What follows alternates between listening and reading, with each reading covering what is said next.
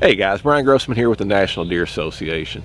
One of the most important things you can know about a property, any property that you're managing for wildlife, are the different plant species that are growing on that property.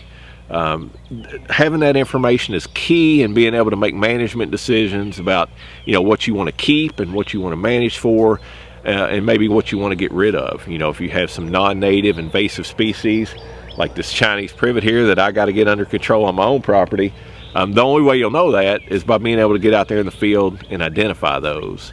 And the good news is, you don't have to learn every plant that may exist in your part of the state or your part of the country.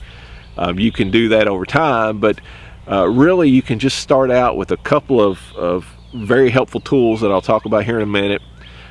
Getting those in hand, heading out on your property, and just starting to identify a species here and there. Look for the ones that are most common on your property that you're not familiar with, and just start learning those. Just a plant here and a plant there, and before you know it, you'll have a great idea of exactly what's growing out there on your property, what you need to keep and what you need to get rid of.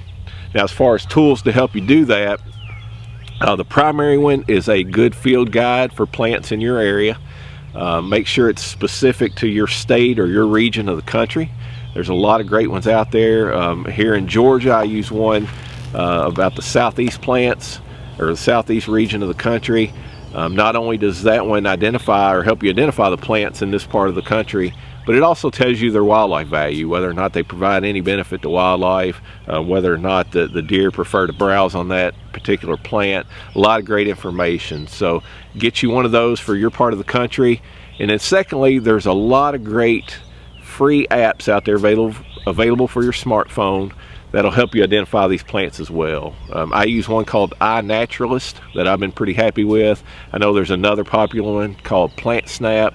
But just look around out there. There's different options available. But what you do makes it real simple. You take your app, you get out here, you snap a picture of the plant that you're wanting to identify. Just get a good picture of the foliage, and if that plant's in that the app's database, it'll identify it for you. Or in some cases, it might not know the exact species, but it'll break it down and at least get you into a plant family. And then from there, I just do a little more research. I don't, sometimes it gets it wrong. So I always try to back that up, whatever it tells me it is, with a little more research. I'll Google it and look at some more images of that plant. I'll get my plant guide out, my book, and look at it in there as well, and just confirm that it is what the app is telling me it is. But a lot of great resources out there that can help you learn the plants on your property. And it's an important skill to have if you're going to manage your land for wildlife. So for more great deer hunting and deer management information, hey, be sure to check out our website at deerassociation.com and subscribe to our YouTube channel to keep up with all our latest video content.